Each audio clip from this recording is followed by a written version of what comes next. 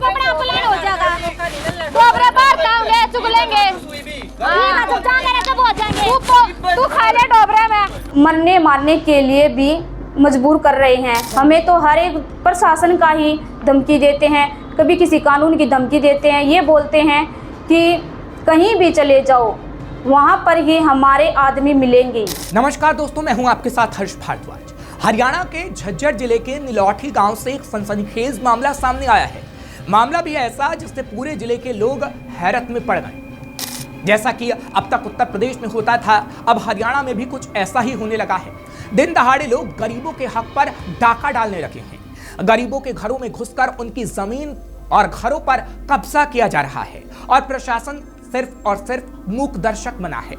सरकारी नियमों को धत्ता बताकर कभी दिन के उजाले और कभी रात के अंधेरे में एक वाल्मीकि परिवार को दर दर की ठोकरें खाने पर मजबूर करने वाली ये दबंग किसी और इलाके के नहीं बल्कि हरियाणा के झज्जर जिले के निलौठी गांव के हैं। लेकिन इन्हें ना तो कानून व्यवस्था का कोई डर है और ना ही पुलिस प्रशासन का कोई खौफ। और तारीख आप बताओ ना रे क्या की तारीख बता के ये तारीख बादरगढ़ क्या की तारीख था तीनों बताओ क्या की तारीख बादरगढ़ की तुम नहीं नाम लिखो। तुमने बताना क्या की तारीख है। कब्जा लेने की मैं चंडीगढ़ का जीत का लिया, हाई कोर्ट का आदेश है, मैंने कब्जा चाहिए। आड़े तो कब्जा चलो आड़े तो नहीं आया, फिर 3 ऊपर लगा दोगे यहाँ पे। चल फैसला ना हो रहा है, फैसला क्या कीजिएगा केस बुला लो बढ़ा लो भाई। नोटिस आने सरकार देना होगी, टाइम सरकार आओगी भाई। नोटिस देना होगा नोटिस बुला देगा मैं कितना ने और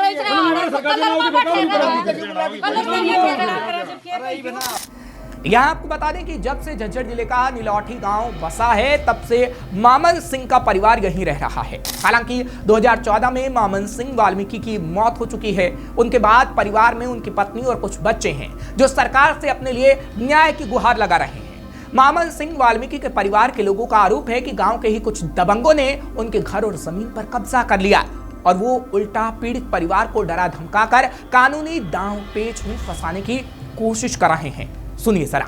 जब से लिलोठी गांव बसा है, जब से ही हम वहीं पे हैं और मेरे दादा चाचा ताऊ सब वहीं पर रहते हैं और हमें हमारे साथ ज़्यादा जाति हो रही है और जो दूसरी जाति वो जाट लोग हैं वो हम पर आकर दबंगबाजी करते हैं, हमें मारने की धमकी देते हैं, डराते हैं और हमें ये कहते हैं कि निकलो यहाँ से, तोड़ा फोड़ी कर देते हैं। और आप हमारे पास पुराने घरों की फ़ोटो भी है, आप देखिए, ये भी है हमारे पास और ये भी हैं।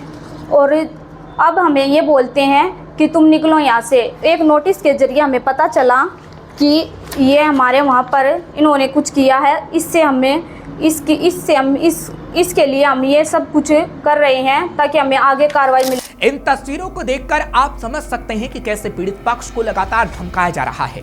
उनकी आंखों के सामने उनके आशियाने को उजाड़कर कब्जा किया जा रहा है। पहले समाज में गरीब परिवारों के साथ खड़े रहकर उन्हें न्याय दिलवाने की बातों पर जोर दिया जाता था, लेकिन आज उनके हालात क्या हो चले हैं। जैसे कि जाट लोग हमारे घर में आकर कल हमारी टीनों को भी तोड़ गए थे और हमने मना करने के बावजूद भी हमारे घर में घुसते रहे अंदर और बोलते हैं कि ये तुम्हारा घर नहीं है, ये तो हमारा घर है और तुम यहाँ पर कैसे हो। हमारे पास तो ये कागज़ है, वो कागज़ है। तो हमने भी कहा कि हमारे पास भी है और तो फिर बोलते हैं तुम्हारा कुछ नहीं है। हमने फिर 112 पर कॉल किया, फिर पुलिस आई। पुलिस ने फिर बोला कि जब तुम्हारे पास कागज़ है, तो हमने भी बोला कि हमने आरटीआई में सूचना दे रखी सर और वहाँ से कुछ आ जाएंगे कागज़, तो हम तुरंत आपके पास आसोदा पुलिस चौकी में चले जाएंगे। लेकिन पुलिस चौकी वालों ने भी हमसे ये कहा, हमने उनसे 20 दिन मांगे लेकिन उन्होंने हमारी नहीं सुनी। कई बार वो हमारे घर पर आते बार, एक बार तो हमारे घर पर 12 बजे भी आए थे और हमने ये बोला सर क्या नाम है, जब हमने आपसे बोला था अनुग्रह तुम वहाँ पर पेश क्यों नहीं होते। उन्होंने बोला क्या नाम है, तुम सुबह आ जाना। कभी बोलते हो भाई को वहाँ पर, कभी रोड पे से बोल लेते हैं कि तू वहाँ पे चौकी में क्यों नहीं पेश हो रहा। जब हमने सर ये बोल दिया कि हम अपने कागज़ ले आएंगे तो हमारी बात कोई नहीं सुनता। आलम यह है कि निलौठी गांव में दशकों से बसा मामन सिंह वाल्मीकि का परिवार आज आत्महत्या करने के लिए मजबूर हो गया है, क्योंकि लोकतांत्रिक देश में दिन दहाड़े उन्हें लूटा जा रहा है, उनके साथ अत्याचार किया जा रहा है और गांव वालों से लेकर समाज के ठेकेदारों तक सबको मानो सांप सूंघ गया है। हालांकि गांव की बसावट से लेकर आज तक की तस्वीरें वाल्मीकि परिवार दिखा रहा है, जो ये चीख चीख कर गवाही दे रही हैं कि जमीन पर इनका पुश्तैनी हक है। मगर फिर भी पुलिस हाथ पर हाथ बांधे खड़ी है और दबंग अपनी मनमानी किए जा रहे हैं। लखमत का आगे बखमत नहीं चलती। हमारी दादा लाई है जी, मैंने कब्जा कर रखा है। हमारी दादा लाई रुक जा रोए तो काम चल रहा है। एक मिनट कुछ नहीं लाग रहे, ये कागज से लाग रहे जो कुछ लाग रहे हैं। पहले गई तो मैं 1 मिनट रुक जा। नहीं बैठ जा कागज जो पहले गई देना कोई दिक्कत नहीं, ना तो कोई तकलीफ है। गलत नया काम क्यों करो तुम आपका ब्राक भाई तरवा देंगे। यो भाई है, यो रहे वो जीतता है।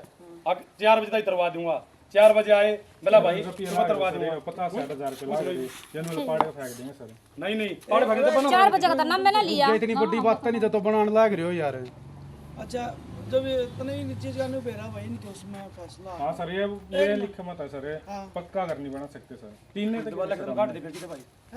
वहीं जब इस बारे में हमने कुछ और जानकारी जुटाने की कोशिश की तो हमारी मुलाकात आराम निवास शर्मा, जो कि एक आरटीआई एक्टिविस्ट हैं, उनसे हुई। शर्मा जी ने भी वाल्मीकि परिवार की बदहाली की तस्वीरें शासन प्रशासन तक पहुंचाई और गरीबों को उनका हक दिलवाने के लिए आवाज उठाई। मैं कुछ और बात बताना चाहूँगा इसमें। अब भाई इसके जो दादा हैं, लड़की जो इनकी प्रीति है, इनके पिताजी का नाम नरेश है। इसके दादा ने ये 7/7/83 को इनके पास लेटर आया, 20/6/83 को ये पत्र डाला था राष्ट्रपति जियों को, और वहाँ से पावती भी आ रही है। और ये 4/4/83 को सरपंच ने भी लिख कर दे रखा है, अगर भाई इनका कब्जा है, ये देख लो। और एक कमाल की बात है, इनका जो पुराने समय का कब्जा था इसके पूर्वजों का, इसमें इनके सारा ये देख सको हो, वो दूसरा ये पुराने मकान हैं इनके, जो कभी दादा परदादा ने इनके ने बनाए होंगे। और ये और इसके अलावा ये भी है जो कति पुराना ये भी मकान है। और जो ईब की इनके मकान की हालत है वो भी जर्जर है ये, और इसको भी खदेड़ने की कोशिश में है ये। और इस लड़की ने अब ये मेरे पास आने के बाद एक पत्र लिखा है पूरी सरकार को, ये कल ही रजिस्ट्री करवाई है। अगर भाई ये दबंगरी से हमारे ये मिलकर पूरे प्रशासन से हमने कैसे परेशान कर रहे हैं, ये सारे सबूत लगाए हैं इसमें सब कुछ। 25 पेज संलग्न करे हैं, इसमें फ़ोटो भी हैं और 8 पेज की नोटिंग है। और मैं सरकार से, आम जनता से ये अपील करता हूँ, अगर भाई इस प्रकार की दबंगगिरी ना करें, और जो रिकॉर्ड इन्होंने फर्जी बनवा रखा है मिलजुल कर पटवारी, गिरदावर और तहसीलदार से, ऐसे रिकॉर्ड को सरकार व आम जनता जरूर ध्यान दे। और मेरी अपील इन पटवारियों से इनसे भी है कि इसकी इस प्रकार की फर्जीवाड़ा ना करें। वैसे एक बात तो तय है, ऐसा हमारे देश में ही हो सकता है जब एक तरफ तो दलित समाज के नेताओं को बढ़ाया जा रहा है, वोट के नाम पर दलितों के उत्थान के दावे किए जा रहे हैं, वहीं दूसरी तरफ दलित समाज के लोगों पर ही सरेआम अत्याचार किया जा रहा है। कौन सुनेगा इन गरीबों की? कब तक ये मजलूम दबंगों का जुल्म सितम सहते रहेंगे? क्यों पुलिस प्रशासन गरीबों की कोई मदद नहीं कर पा रहा, और क्यों कोर्ट का सहारा लेकर उल्टा वाल्मीकि परिवार को ही दबाया जा रहा है? सवाल तो कई हैं, लेकिन जवाब शायद किसी के पास नहीं। हम उम्मीद करेंगे कि श्रेष्ठ भारत के जरिए इन गरीबों की आवाज सरकार तक पहुंचे और उनके ऊपर हुए अत्याचार का हिसाब हो सके। इस खबर के बारे में आपका क्या कहना है? अपनी राय जरूर दीजिएगा। खबर को शेयर करना मत भूलिएगा। तमाम खबरों के लिए आप देखते रहिए श्रेष्ठ भारत। श्रेष्ठ हरियाणा पर खबरों से जुड़े रहने के लिए चैनल को लाइक और सब्सक्राइब जरूर करें। बेल आइकन दबाएं और देखते रहें श्रेष्ठ हरियाणा।